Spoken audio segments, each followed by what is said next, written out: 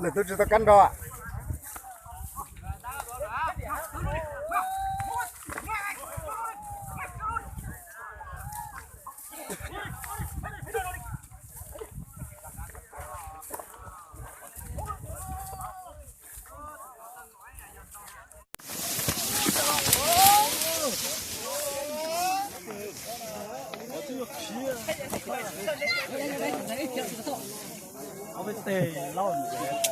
Là tôi tuổi là lâu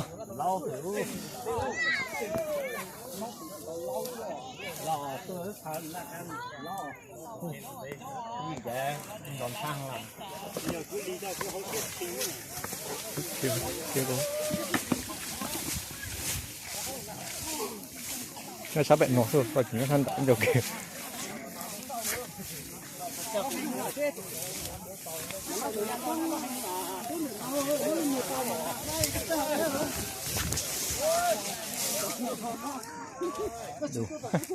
Mình nó tủ sách.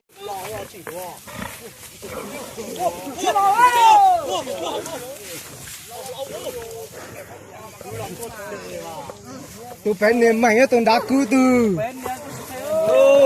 Tụi bên này có cứ từ.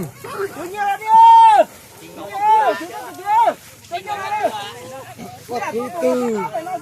Khở có hai tao no, cái khở có chả tao no. Không lử, tôi chỉ tôi họ là. Bây giờ có tổ sản đá đâu? Có hai lử chết tôi là. Sao rồi? Sao không hai lử chết tôi họ sao hay?